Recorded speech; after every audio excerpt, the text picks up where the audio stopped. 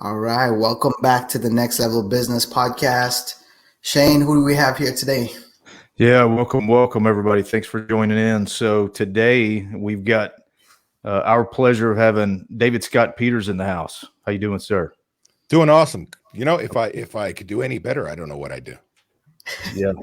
So a little backstory on David and how I got to know this guy. So when I was in the restaurant business, those are some tough times, and so you try to find the experts that know what they're talking about that can lead you in the right direction. I stumbled upon this guy in those early days, and then once I found this guy, I tried to devour everything that I could find on him. So I watched like just about every video I could find, and it was a great source of inspiration. And so I'm privileged to have you on tonight. It's our honor to have you on because there's restaurateurs listening to us that need help. And not only is it wisdom that you're going to give good for restaurateurs, it is good for all business owners out there. So thank you again for being on our show tonight. Pleasure. Appreciate you having me. Thanks for coming. So give us your backstory. Get everybody up to speed real quick on who you are and how you got to where you are today. Sure. Long and short of it is I grew up my family's restaurant and catering business back in Linwood, New Jersey, where I worked for the toughest manager I know. If you ever worked for your mom, you know it sucks. Now, I hated every minute of it because I was a teenager. Why? Because she rode my sister and I twice as hard as anybody else, said there'd be no favoritism. While I hated it as a kid, she did me a favor. I elevated and got promoted every job I ever had because I had a work ethic like nobody else around me. So she did me a favor. I took those skill sets and I eventually worked for a multi-unit brew pub and cafe in Phoenix, Arizona called Coyote Springs. And it was in the early 90s when brew pubs were opening one a week. And it was magic. Our first location was a cash cow, hand over fist money. But our downtown location, number 2, was like owning a boat, a hole in water in which you throw money. And that's where, at that point in time, I elevated to the operations manager role, and I had to learn how to pay the bills. I learned that profits don't pay your bills, cash does. And that's where I implemented systems to allow us to impose our will, to do all the things necessary, even when, and especially when we weren't in the building. Now, I later took those skill sets, worked for a 30-unit restaurant sports bar chain as a director of operations. As a franchisor, we were opening 8 stores. We're going gangbusters. It was crazy. In under a year, the guys who bought the company damn near bankrupted it. So as everybody's leaving, I decided to move on, and I went to teach at Scottsdale Culinary Institute, Management, Human Resources, Wines and Spirits. I'm not a chef. I do not belong in a kitchen. You do not want to see my knife skills. They're horrendous. However, I can run anyone's kitchen with the right systems in place. I can order on budget off par levels. I can schedule off of staffing guides and budgets. I can open and close every station off of opening, closing, side work checklists. So I can manage using systems, but I can't cook. Well, as I was instructing, I was consulting. And the minority shareholders at Famous Sam's kept asking me to come back as they were now the majority shareholders as the chief operating officer. I kept saying no. And it was about 1 month before my first child was born. I said, okay. And I walked into a disaster. A company should have been bankrupt, done. Yet I was told to turn the company around and sell it in 5 years. I missed that goal by 3 months. See, I know what it is to be an independent operator. I know what makes the chain successful. It becomes my job now, calling in life, to give independents the same systems and tools that chains use without losing your independence. Love our guests, love our employees, but we are going to do what they do well, and that's make money. Which led me into, in 2003, I started a restaurant training and coaching company that built from workshops and seminars into a software company, of which my business partner purchased my shares out in June of 2019. So now I'm back to the basics as a restaurant coach and just really diving in and really focusing on what I deem the restaurant prosperity formula. And that's freedom from your business and the financial freedom you deserve. Because if there's one thing I've learned over these years, almost 2 decades coaching independent restaurants, is if I can get you freedom for your business, if I get you a life back, you'll have money. And that's where we've got to start. In about 2 minutes there, you went through an amazing roller coaster of things there. So I want to dial back to the very first. You getting started. You working for your mom. And I know she had to be a big giant pain in the butt, man. Because it was tough. But when you're a kid, last thing you want to do when they say, hey, come to work and let's wash dishes. Well, washing dishes sucks. It sucked when I was a manager and you had to fill in. It just sucks. It does suck. Right. And it's one of the hardest jobs in the business. It's in fact one of the most important. underappreciated, because if the kitchen doesn't have dishes, pots, pans, they can't serve the guest. However, it's a pretty intense job. And when you get a great dishwasher, it's amazing because they are on it and what have you. I learned how to prep cook. I was a busser. And I remember when servers would stiff me, I wouldn't get my tips. I'd be like, Mom, she'd like, hey, buck up, suck it up, Buttercup. You're my kid. I'm not going to go back and say, hey, you didn't tip my son. Suck it up. And those are things you don't like. However, you learn work ethic. And if there's one thing I watched my mom do, what a typical restaurant owner does, and live in the restaurant, I knew later on when I got back in the restaurant biz, that was not the real life that people want when they own a restaurant. Yeah, and I can tell you, I was so hard on my son. So my poor old son was probably about 13 when we had that restaurant. Yeah. And man, I would be on his butt, man. And it wasn't fun. I was harder on him than anyone else in the restaurant, right? You had to be, because as soon as your son, me, when I was with my mom, if I did one thing that was against policy or showed up late or whatever, then the whole staff says, oh, you only have that job because you're related, you're special. And so it's one of those things. I used to have that talk with children of owners when I was at Coyote Springs, as I moved on as a coach. And I'd tell them, I said, look, you're going to get ridden twice as hard as anybody else, because any moment you step out of line, you're special. And now everything's lost. Like, you've lost all the respect from everybody around you. Yeah. So let's fast forward to when you got your first restaurant. What age were you when you had your own restaurant? So personally, I've never owned a restaurant on my own. It was our family's business. So I was a teenager. From there, I literally had the opportunity I swore I'd never get back in the business. The honest God truth is I've tried to get out of this business 3 times, and it's a disease. I love hospitality. You go another route and go, oh, I miss restaurants, and you find your way back. So I found my way back. There's a whole bunch of career choices in between restaurants for me, that I started bartending, and I was actually a franchise sales consultant, compliance work and sales. And I was just bartending. And the next thing you know, I got sucked back in. And so that was in the early 90s was when I, really found my way back into hospitality. Yeah. And I don't know if you get a lot of restaurateurs that are like I was, but dude, when I was struggling, I mean, I was clinging for any kind of life from anybody that could help me. Right. So it's got to feel good to do what you do. You probably get really good immediate feedback from all these people out there that are really hurting. Yeah. And I'll tell you right now, coming to the end, we hope, of the pandemic, it's been really difficult. Our industry is on fire.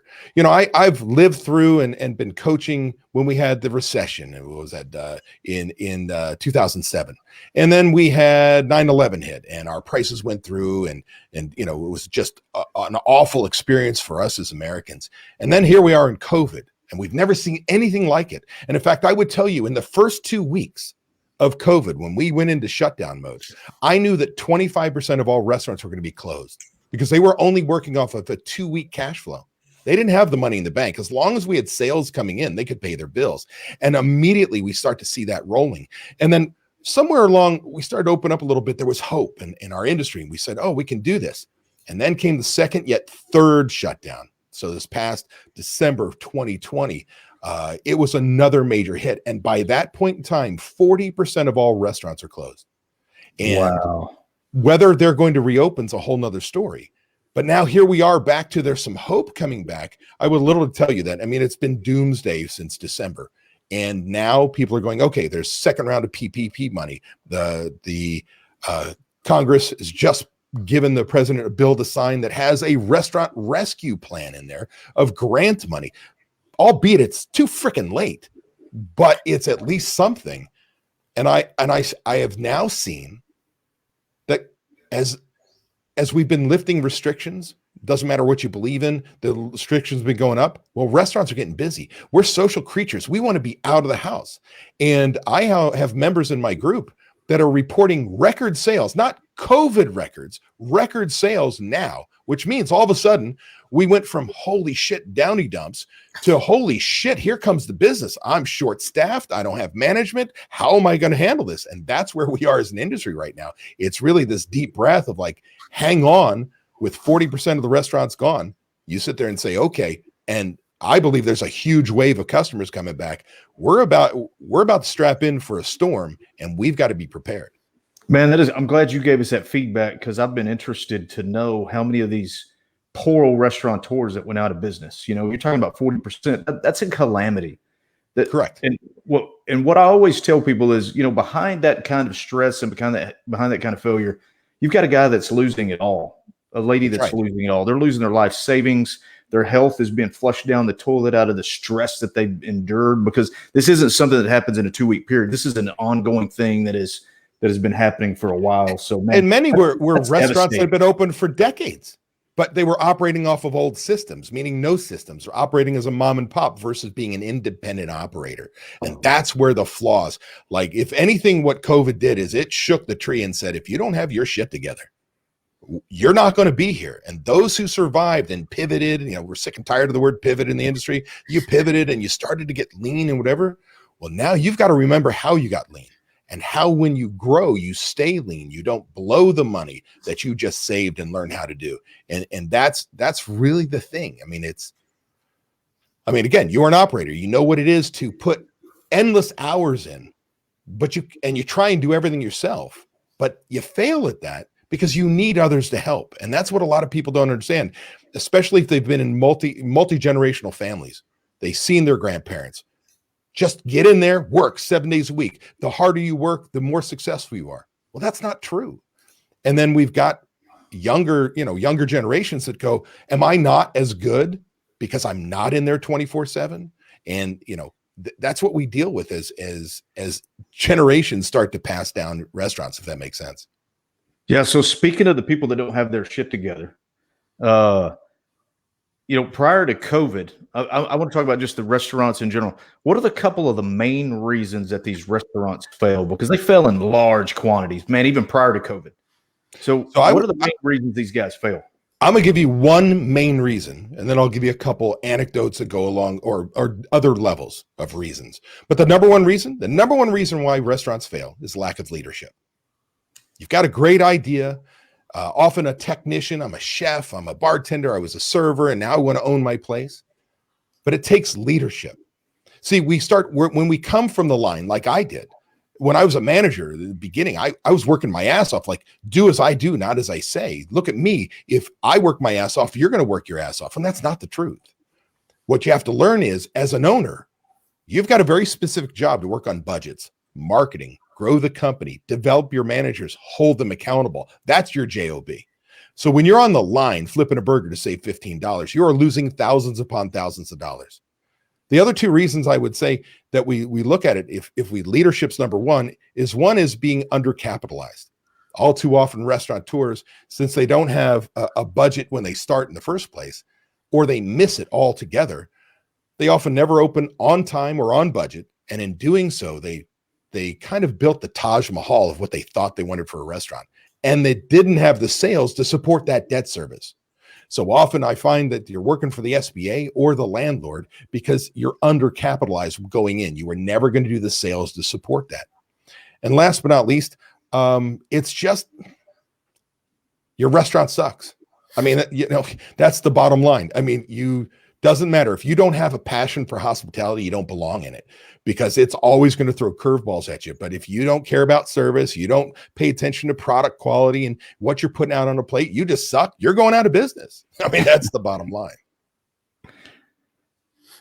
Yeah, you touched on some really great stuff there on what you really need to be doing. And you talked about budgeting and marketing and training and making sure you're capitalized properly. When I would talk to some of the restaurateurs back in the day, I would talk about budgets, and they didn't even have a good answer for that. I'm like, what is your cost versus how much, what's your food cost versus what are your sales? And they would struggle even to give those kind of answers. And I was floored that they even had a restaurant open. So when I started in 2003, I was started with giving 4-day workshops. God bless me when I took them to 3 days and then I stopped. But 4 days of information pouring in there. And I started, and I was coming from the franchise side of things. And I'm like, when you take your inventories, and then I'd start looking out and they're like, we don't take inventories. Inventory to an independent operator who operates like a mom and pop it's tax time, and their CPA call says, what's your year-end inventory? They go, I don't know. What was it last year? Oh, add $500. That ain't taking freaking inventory, And so when you realize that they're flying by the seat of their pants, kind of, for instance, if I was a chef owner and, hey, I just want to put out a great experience, pretty food that tastes good, and I will have great Yelp reviews. I'll make money. But the truth of the matter is, well, if I ask them, I say, hey, well, what's that cost? Well, I generally know what the protein costs, and I generally know what the starch costs, and I generally know, and I'm like, then you generally ain't making money, because we're an industry of pennies, not dollars. And so when you start to talk about that, you say, yeah, budget's a foreign word. They had one when they opened up their doors and went to a bank and asked for money. And then a year later, they looked at it and go, that's what I thought I'd do. That ain't a budget. That's a prayer. And so as you talk about, when we talk about systems, the two things you touched on are my two favorite things. And it's probably because, you've been drinking the Kool-Aid and heard me enough, and that the two most important systems any restaurant should have are budgets and recipe costing cards. Shane, what are the two systems most restaurants never have? What you just budgets said. And recipe costing cards, right? Because why? They're too hard. Who frickin' who? You decided to go in the toughest business I know. Shane, tell me another business that you're a government agency, you are a labor specialist, you are a procurement person, you're a technician on cooking, you're a marketing person, you're a computer person, all at the same time. Yeah. We're in any other company. Oh, I got a department head for that and a department head for that. You are the department head for everything, right? Yeah. And let's throw in that you're open 7 days a week. And you're probably open from when the guys start getting there at 7, 8 in the morning until you close down at midnight. It is the toughest industry that there is out there. And I was a banker for 15 years before I got into the restaurant business. And there's a reason why banks don't lend to restaurateurs. We don't do it.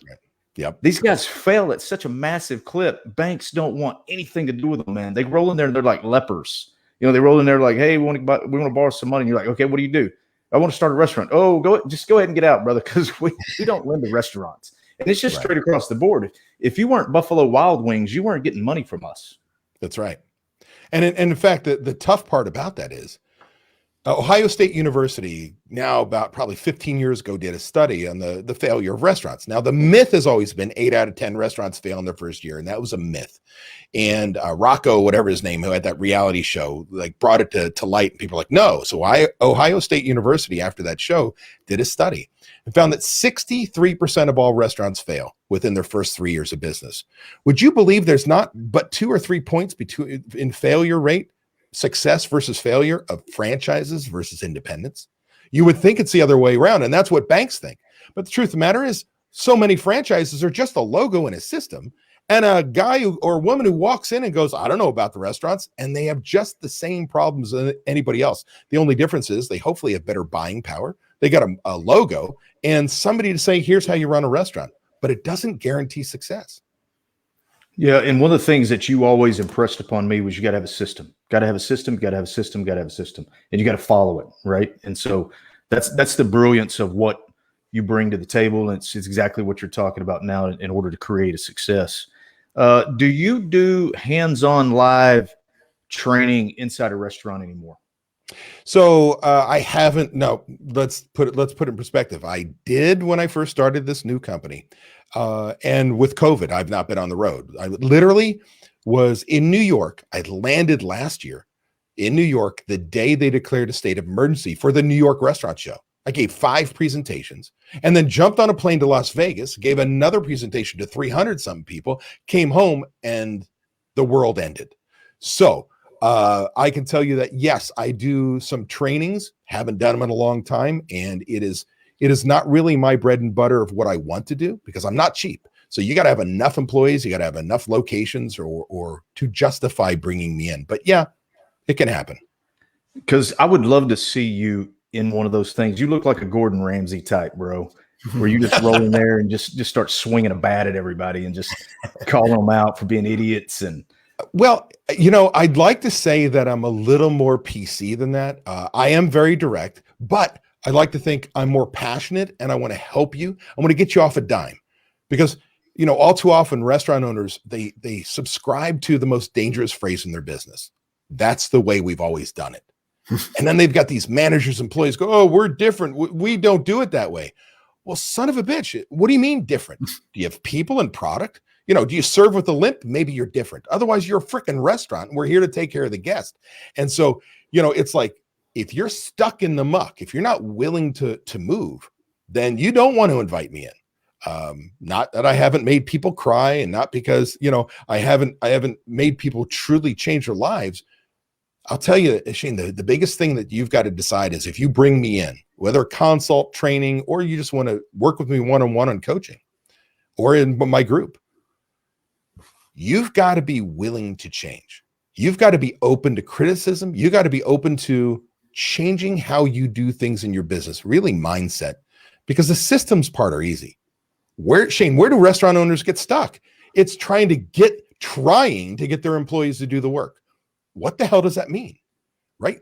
You sign the paycheck. In fact, you sign the front of the check, they sign the back. When they sign the front, they can make the decisions. That sounds cold, but at some point in time, you got to crystallize a freaking spine and go, this is my business. I am supposed to lead it. Oh, there goes to that first reason why restaurants fail. Lack of leadership, right? Yeah, and they're failing for a reason. So the first thing you got to tell them is, you got to be willing to change, because what you're doing is not working. And you hit it on the head, man. The hardest thing that I had to do, the budgetings wasn't hard for me. The hardest thing was getting these idiot employees trained up the way that you wanted them to do it. Oh, let me jump on you there, Shane. Oh. So you ready? You might know what's coming. Tell me. When we call our employees idiots, I want to remind you something. Is that a bad thing? I guess that's a bad thing. You selected them. You hired them. You trained them. They're grab a freaking mirror. Dude, they don't come to us idiots. If we don't have a lack of training, lack of leadership, lack of management, we create idiots. I cannot believe everyone's an idiot, but I get it. You think they should have common sense, which there is no such thing. That's why there's a system, a process, a way to doing anything and everything your way. Does that make sense?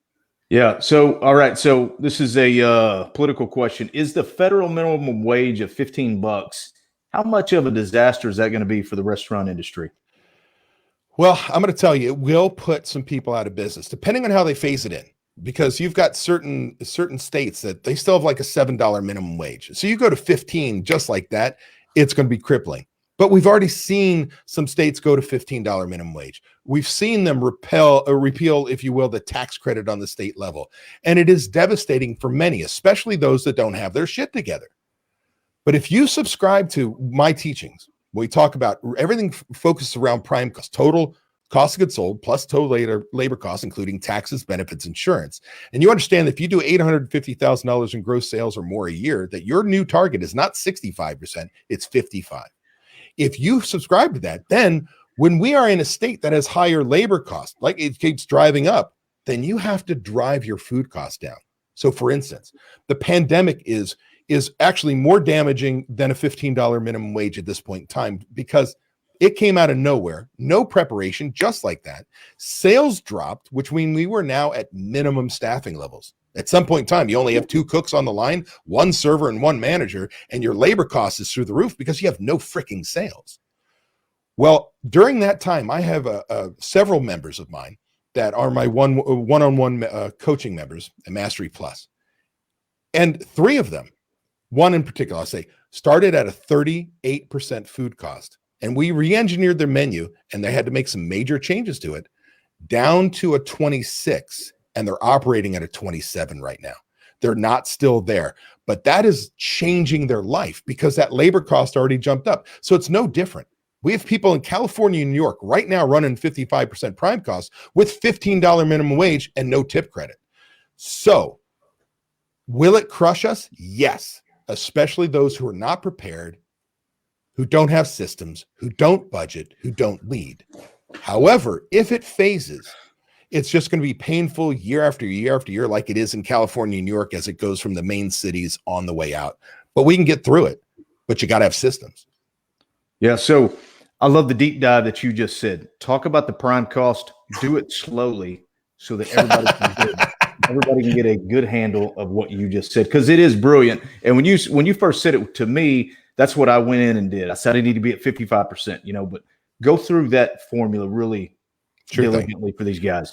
So old timers like me, we didn't have a fancy term called prime cost. It was called controllable expenses. In the control of management, how we hire, fire, utilize our people, purchase product, utilize that product. In other words, it's my management team's report card.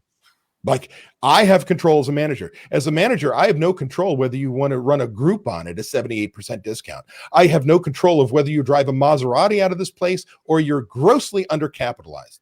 But I can control how people show up, do the job, and what they do it with. So prime cost is the fancy term. The old timers would say that prime cost for a full service restaurant is 65%. For a quick service is 60%. What makes that up? Total cost of goods sold, right? That's food, bottled beer, draft beer, wine, liquor, merchandise. Total cost of goods sold plus total labor costs, including taxes, benefits, and insurance. Now, that labor cost is got to be clear in the sense that, first of all, it starts with our raw labor costs. If I pay somebody $10 an hour, they punch in, punch out in 1 hour, that's $10. Well, wrong. It's about $14 because there's taxes, benefits, insurance. So that is a part of labor cost. There's my salaried managers. Yes, they're a part of prime cost. The owner, maybe. If I work 5 days a week in the restaurant, keys in hand, and I'm the manager on duty, I'm a part of prime cost or an adjusted salary. For instance, if I pay myself 75 grand because I own the joint, but I'd pay a GM 55. Well, then $55,000 of your salary is a part of prime cost because why? I'm going to fire you. I want you working on the business, not in it. And the 25 would go to owner compensation, even though you're getting all that money, because someday I'm replacing that 55 with another body to run the restaurant. If you work 2 shifts a week as a manager, then 2/5 of your salary or adjusted 2/5 belong. I'm going to replace that with somebody else. So now we've got we've got our cost of goods sold, we've got our labor costs, including taxes, benefits, insurance. Then we've got to start with the right number. It's use divided by sales, but which sales? Net sales or gross sales? And this is important because on our industry, it is absolutely back-ass words wrong, and even the POS systems have it wrong. What do I mean? So gross sales is the ring at the register before discounts, not including sales tax. So if you ring up a $10 burger, there's a $5 comp. Well, number one, tax is the government's, not ours. It's not a sale. $10 is a gross sale. Net sales of the ring of the register after discounts have been removed, not including sales tax. So net sales, $10 burger, comp $5, $5 net sales. We've got to use gross sales. Now, here's the deal. I'll tell you why in just 1 second. Do know that anybody listening to us, understand your POS system, 8 out of 10 POS systems, what they call gross sales is actually net sales. Go look at it. They've removed the discounts. So you've got to make sure you use the right numbers before the discount's been removed. And I've got to use that for my cost calculation because why? To be fair to my management and to know my numbers. For instance, if I ask my chef to put out a $10 burger, use $3 in product, use divided by sales is a 30% food cost. Easy. You could do a BOGO, buy one, get one free. That next burger comes in, comp $5. Do we use half the product? No. So now I made a 30% food cost, 60%. Is that your chef's fault that you ran a promotion? Now it's chef's fault if they're burning burgers and we're giving shitty service and all those things. That's a whole nother thing we're going to track. But if people are still disagreeing with me in their head going, oh, no, we've always been told net sales. Well, if you run a charity, let's say, Shane, in your restaurant, you had still open and you're going to run a charity tomorrow, an event in your restaurant. You're going to close down the restaurant because your heart sings. It's for your favorite charity. And you're going to run a $14,000 day. And because your heart sings, you're going to comp 50%. Do I staff for a $14,000 day or a $7,000 day? 14. Do I buy food for a $14,000 day or a $7,000 day? 14. So when we fight with the idea of should I use net or gross sales, it's gross sales because that is truly what your food cost should have been. When I measure chef, did you use $3 in product for the $10 we were supposed to get? Because that's what's in the menu. Does that make sense? Yep.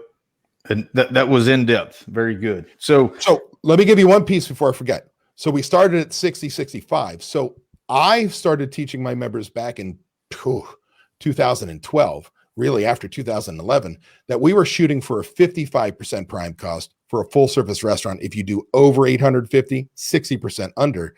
And the reason being is, and kind of where we're probably going is, Now with third-party deliveries, food costs have been going through the roof. Labor costs have been rising every day. Now we need all this software for seating to Yelp reviews and all these wonderful things. Our margins have disappeared.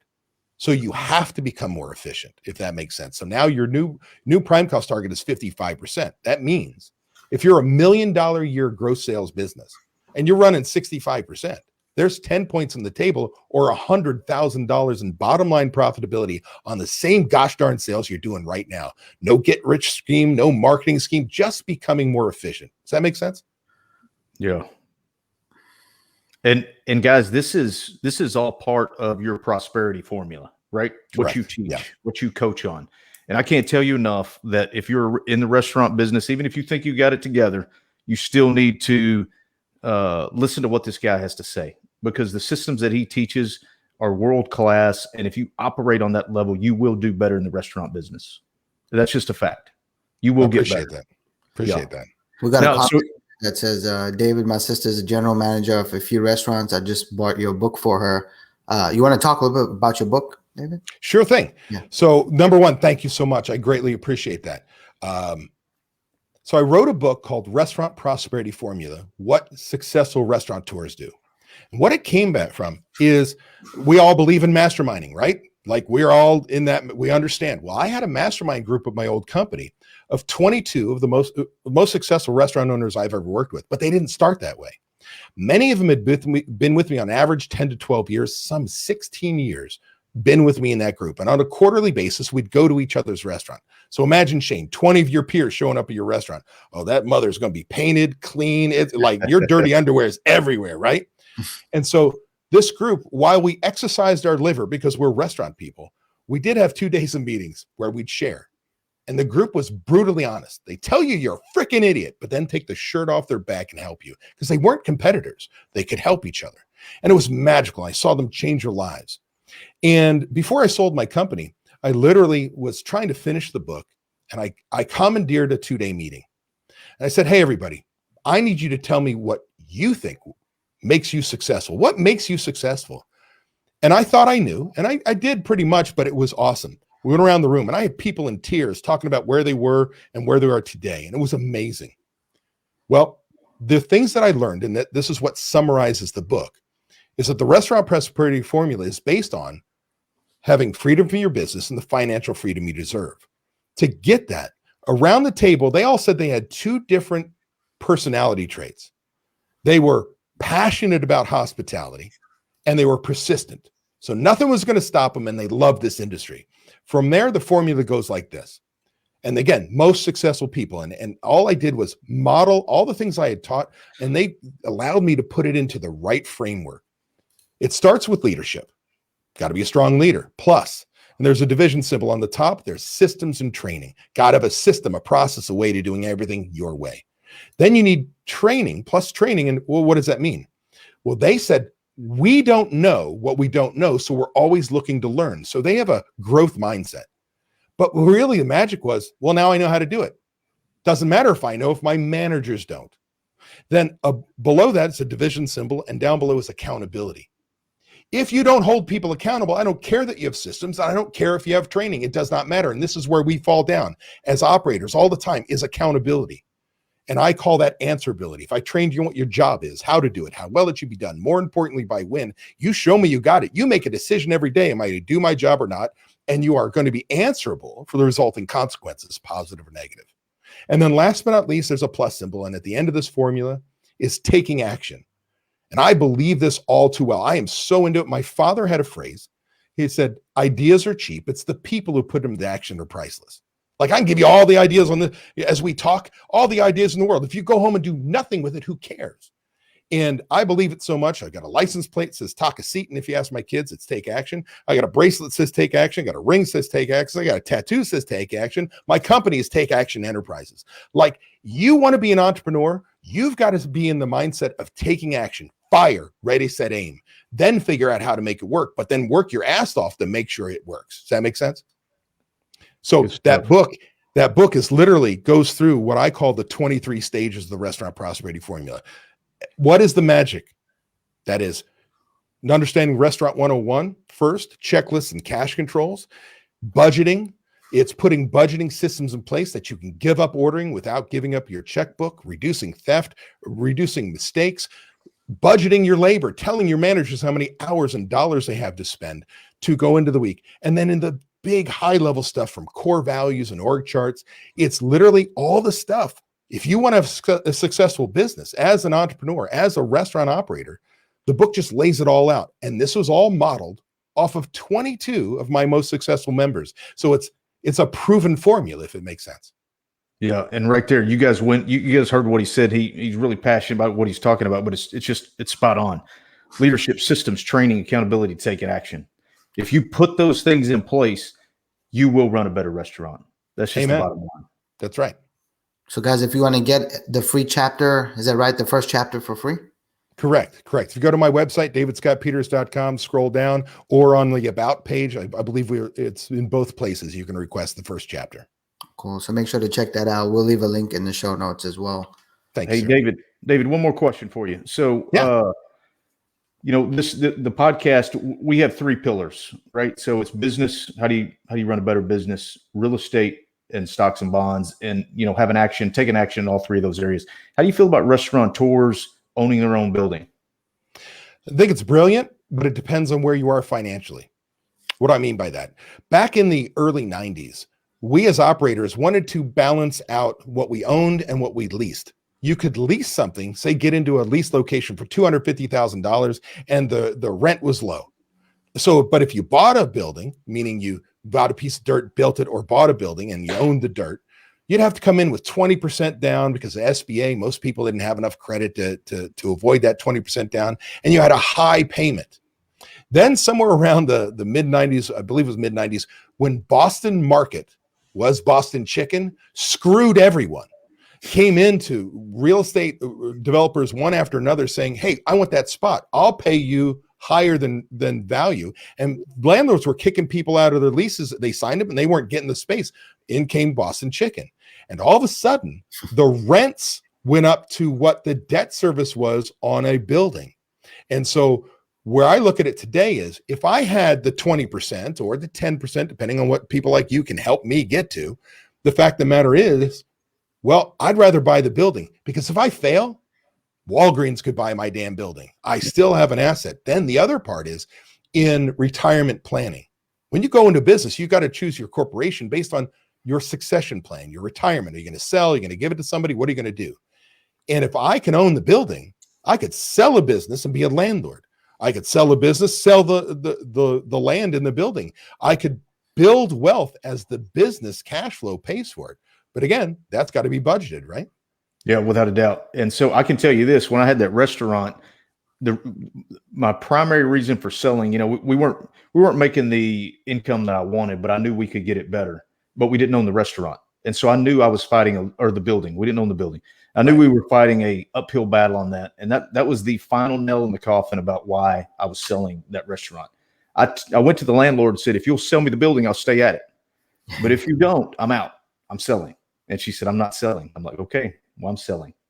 And so, we're real big on business owners figuring out a way to buy a building. So, you were talking about, can you put it in the budget, figure out a way to come up with a down payment to swing it? Right. And so we talk about alternative ways to come up and raise that money for these guys to own their own building. So final parting shots for those guys out there needing some encouragement that are out there in the restaurant space. I would tell you right now, coming out of COVID, it has beat the shit out of us. Our industry, if the industry was behind me, it'd be, in flames. What is it? HBO, that's the show that has all the dragons. I didn't watch it. What was it called? Anyway, there's the dragon lady and there's flames. That's our industry. Great analogy when you can't say it, right? With that said, we're coming out of it. And I need you to remember what got you into the business first place. Rejuvenate that passion. Get out of the downy dumps and get that passion, that burning fire inside. If we remember, you sit there and say, okay, what is it that successful people do?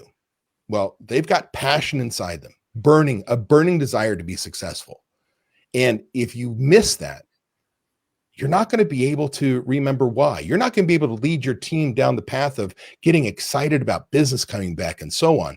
Man, you've just got to get that spark, because if you don't have that spark, you don't belong in this business anymore, because it'll chew you up.